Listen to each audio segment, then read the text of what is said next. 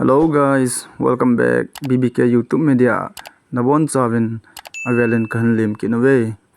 Tunin zong kizat ta ale gimnei ta thela thusim ana sei khom kino hitin ana ngai khom kino hite. Tutin le hichi channel la he atha ana hi le subscribe like share long ana bolin nadam chi uhnam ke zong pathian zalin kadam zinge tun thu tampi sei talovin thusim cho anapan taw hete thingthang kho khat na hen gamleng mi khat he umin a hel ama chun sa he akap ta na he sa he hen ka min a hele ama dang chun ho pulepa chon ngai dolin sangong he apute tha ding hen ta na he hichi ama ho khuwa pa na chu apute kho chu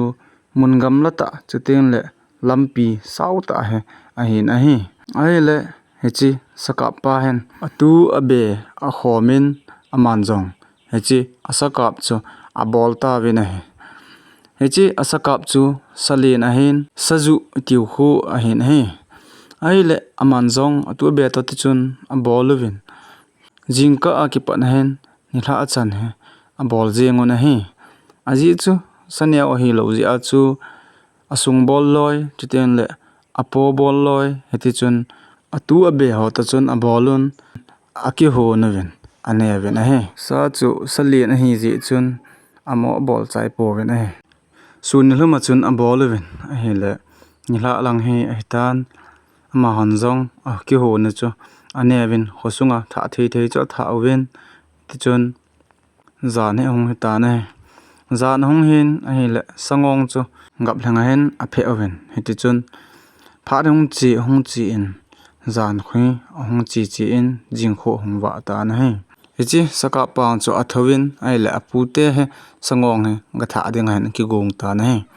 ai le sangong chu akipu in apute kholang hen achi ta na he achi in ai le apute kho chu agamla ji chun amang chu lungwa apu na he ti chun achi in ai la pha ne achi na pute kho he aphata na he apute kho he aphatan apute ko ma chun pu sa khat saju khat ka min ai le sangong ka hong tha he ati le apu chu akipa na thanom le jengin ai le atupa ko ma chun tuzan nagi ding wo cha tu nga khat ka nein ka tha pi ding na ne wa se na chuting le asa jang hane ki pu a jing le na chi di hi ati na he ai le heti chun hichi apu pa chun jong atu abe ho he a khomin sangong aga tha chu saju ngong a hi ji chun lin ta pi chuting le apu pa dinga chu atupa chu wo cha ho ga tha pi kham se chu a hi jengin a hi hiji chun apu pa jong chun akipa thanom be se jengin atupa chu wo cha he wo chal tu nga khan he atha pi ta na he ai le heti chun khosung mi jong chu ko thei thei akowun ani dinga lom ho cha akowin an kong chu aso khom ta we na he phare hong chi in ai le ajing ni kho hong hlom ki ta na he ajing ni kho hong ki tan ajinga hen apu pa hen atupa chu ake ho limpin asakap dan ho chu adongin ai le atupa yong chun asein heti a he gamlenga ka chele saju chu hechelai ya chu anoma ta chu kan kam hi atin apu ko ma chun achen chale ya chun asei pi in ake ho lim hon ta na he ai le amani pu cha yong chun chadon ta chun ho lim akop hona a he le nila lang ta he an he ta na he ai le apu pa hen wo cha amal lang khan he to chuting le a chal khat le a pi khat ne atupa chu asim pi ta na he ai le atupa yong chun heti chun beng khat ne wai beng lin ta khat na hen achi samal chu akpo in chuting le a cha ni to hen ki pu ta na he ama yong chu achang se bo hen sangong tha chi chu ai le apute ina khwa pa na chun ama ho kholang chu zon ding hen ahong ki sata na he apile puyong chun tuyang asim pi honin azi chu a kho hi mun gam lata ki gam la hi zi chun tia chu ga achia ga abai hlun loi thei ai pon ai le apu pa chun atupa ko ma yang chun heti hin dong ase yen he tua chi la chun zan khang zan waya in na ga hlun ding hi chi chu kadei pon ai lo ngap le jing ka mata le chi ngap tan ati pi ta na ahin la chi atupa saka pa chun ai poi he pu ke zong in langa zong to ding bol ding kaneyan zan hyong le ka chi jing lo le boi the e atin apu ko ma chun sei pi ki ta ne ai le apu jong chun tutia na chi lowa boi wal de he le nang thu hi jeng han atin ai le atupa yang chu apot ima sim tu piun atupa cha gi kit gut ta lo ji chun apu jong chun apu di ho chu ketup sel cha chun asim pi in a ngong do ho he ala un he chi a cha chu a khut te ni hen a khain chuteng le samal chu he chi wai benga chun an ki pu in a in lang chu an zon ta ne heti chun ama yang chu in lang chu an zon tan a he le ahong ki pa na hi ni hla lang pung ni le ke thum ti ho he tan ji chun ama yang chu in lang an zu chu pha lu na lu jeng hen a je cha lam sau hi ji chun ama yang chu lam ka hen ahong khojing ta na hi hichi apute kho to akika a chu nala chuteng le dam mungim nei ho long hi uma hi hachil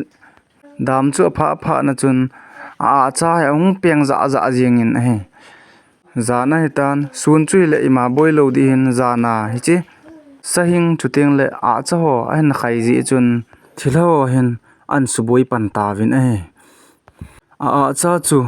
abang le alol ki me dana kho peng loi ji a khut lang tu a cha a khai a hin chuteng le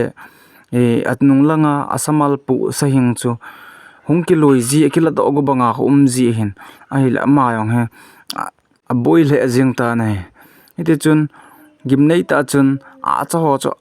a khuna pana ki sa thago bang hin ahung ki loi ji in ai le ama chun a le sa jin ite chun om dan chu thila ho to chun hi chi a cha choi a sapu ho chi ki chu ji wada na he ama yong chun a ki cha thim tan thilan a bol hi ti hen he do pha chun ama yong chu nung che ding apu te kho nung che di yong chula gam hlawal in lang zu di yong chula mun gam la ta hi na lai ji chun ama yong chu alung gya la boi jing ta na he a loi khat to be hen hi le hen ama lung mong dom di hin a chang se a chu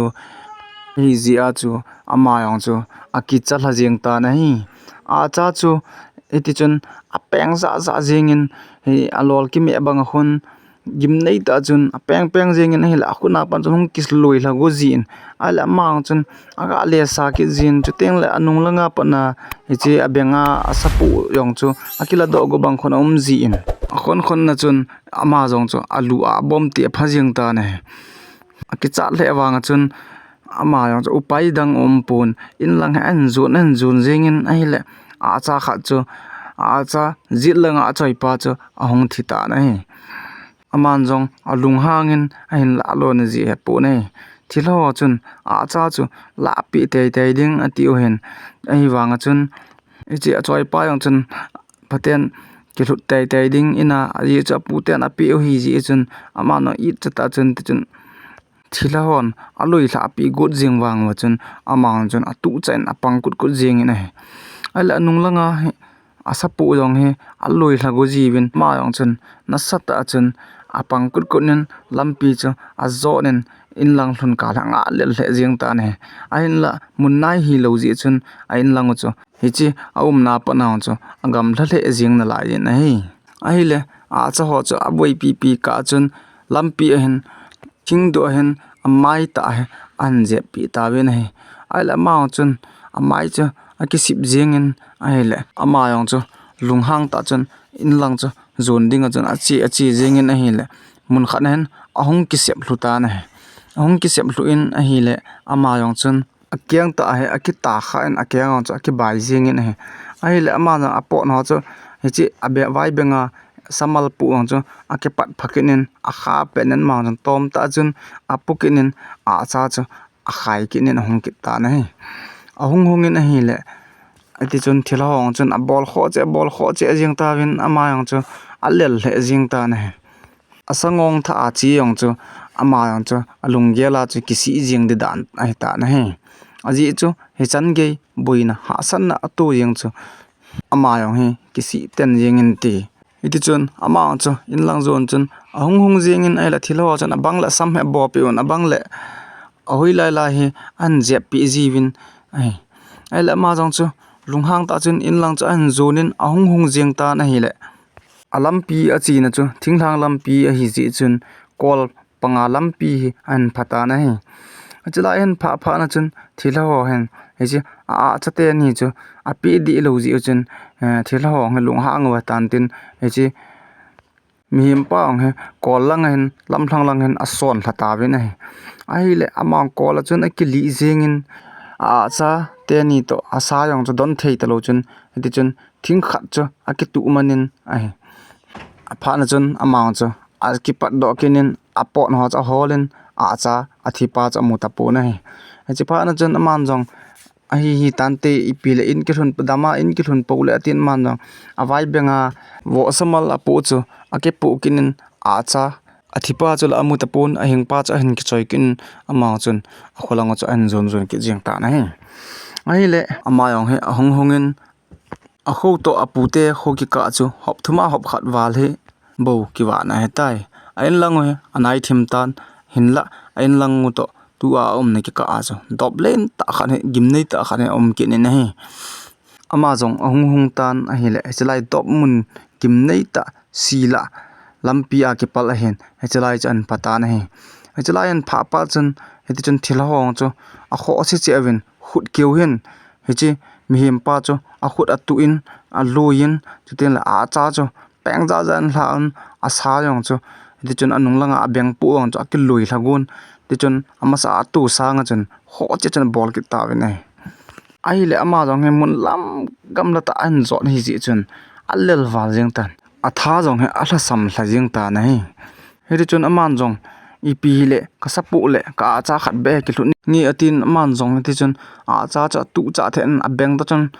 a tu in he ti chun in lang cha an zon jeng ta ne ama jong a chi in a hi le lampi hen he chi lampi a chu dop mun sau ta ki zo na hen ama ong chun chlai dop mun sung si chu a bol chaw hen thila ho hen khut ke ho ama mit mu ta nong san ma de du ho chun an khut jiwin amai ho a pol ha jeng ta na he chi sangong ga tha pa yong chun ai he cho ki pulun go te le ki thilo te de he atin a bon chan dop sunga chun a sep lu nin thi jam chun hong jamin amang cho khosung na hen hong jam lu ta na he ai le khosung mi ho ko mayong chun asayun amang chun asai pi ta na he le khosung mi ho chun jana a cha chuting le sahing ho hi choi le thilhaten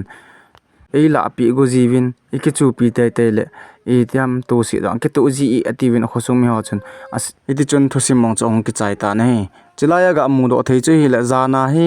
jan khang jan wa ya hi a cha ho chuting le sa ho he pu a mun gamla lampi ho zo loading ti chu iga mu do thei yo na hi golte ho thusim hin ngai no ma hele like share subscribe ana bolin lang chuting le na loi ho jong ga thot son la chen ki pa amin te tuni itusim sei thei chu hechan chu hin tin aban hi next video akimuto udin na chi wa dam sel selutin mang phau hete